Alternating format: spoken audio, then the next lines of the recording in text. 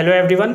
इस लेक्चर में मैं आपको कॉम्प्लेक्स नंबर के एक इम्पोर्टेंट कॉन्सेप्ट को बताने वाला हूं, जिसमें हम देखेंगे कि अगर कॉम्प्लेक्स नंबर की पावर एक कॉम्प्लेक्स नंबर हो तो उसकी वैल्यू कैसे फाइंड की जाती है। ओके, तो उसके लिए मैं आपको एक डायरेक्ट मेथड बताऊंगा जिसमें आप किसी भी कॉम्प्लेक्स नंबर की पावर, कोई भी कॉम्प्लेक्स नंबर हो तो उसकी वैल्यू को आप डायरेक्ट बता दोगे। ओके, तो ये एक इम्पोर्टेंट प्रॉब्लम है जिसका हम सॉल्यूशन भी देखेंगे। ओके, तो देखो जनरली क्या है कि अगर रियल नंबर की पावर रियल नंबर हो, लाइक मैं अगर आपसे कहता हूँ कि 3² कितना होगा तो आप आसानी से बता दोगे 3 × 3। ठीक है ना। क्यों बता दोगे? क्योंकि हमें पता होता है रियल नंबर्स में कि कौन सा नंबर छोटा है कौन सा बड़ा है। ठीक है ना, यानी कि नंबरों के बीच में हम रिलेशन जानते हैं। ओके, लेकिन कॉम्प्लेक्स प्लेन में ऐसा नहीं होता। मतलब अगर आपको दो कॉम्प्लेक्स नंबर दे दिए जाएं तो आप नहीं बता सकते कि कौन सा कॉम्प्लेक्स नंबर बड़ा होगा कौन सा कॉम्प्लेक्स नंबर छोटा होगा। ओके, तो ये कॉम्प्लेक्स नंबर में हम कंपैरिजन नहीं कर सकते। ओके, तो देखो उसकी वैल्यू कैसे फाइंड करते हैं। लेट अस मैं मान लेता हूँ कि Z1 और Z2 R2 कॉम्प्लेक्स नंबर है।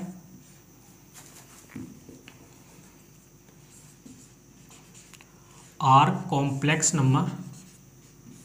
ओके, तो ये प्योरली कॉम्प्लेक्स है, मतलब जिनमें आयोटा है। ओके, तो मैंने ये मान लिया। तो देखो प्रॉब्लम कैसी पूछी जाती है। कॉम्प्लेक्स नंबर Z1 होगा कोई और इसकी एक पावर कॉम्प्लेक्स नंबर Z2 होगा, तो इसकी वैल्यू आपसे पूछी जाती है। ओके, तो देखो डायरेक्ट मैं आपको इसकी वैल्यू बताने वाला हूँ। कितनी होती है?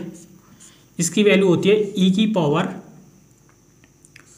Z2 × log Z1। ओके, तो ये लॉग बेस में ई होता है इसके। ठीक है ना, तो ये इसकी डायरेक्ट वैल्यू होती है। ओके, तो इसको थोड़ा सा और हम ओपन कर सकते हैं। कैसे?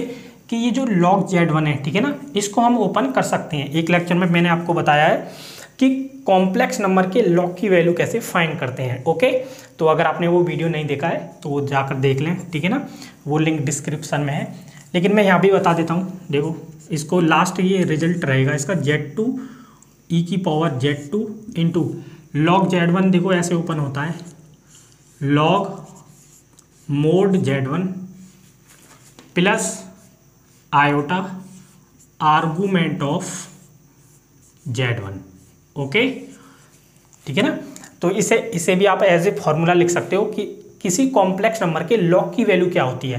तो Z1 कोई भी कॉम्प्लेक्स नंबर है तो उसकी log की वैल्यू होगी log mod Z1 plus iota argument of Z1। Okay, तो यहाँ पर ये आर्गूमेंट ऑफ Z1 क्या है? प्रिंसिपल आर्गूमेंट है। जानते हो आप प्रिंसिपल आर्गूमेंट क्या होता है? -π से बड़ा < π। ठीक है ना, वही मेथड है जैसे हम कॉम्प्लेक्स नंबर में फाइंड करते हैं। θ = tan inverse mod upon y/x। ठीक है ना, तो ऐसे ही फाइंड करना है। बस यहाँ पर वैल्यू पुट कर देना और आसानी से ये Z1 की पावर Z2 की वैल्यू निकल आएगी। ठीक है ना, तो देखो इस पर एक मैं आपको न्यूमेरिकल कर दिखाता हूँ। ठीक है ना, लेट अस मुझे फाइंड करना है 1 प्लस आयोटा की पावर 1 - आयोटा।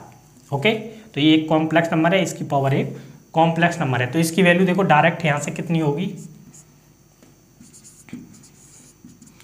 इसकी वैल्यू होगी e⁻Z2।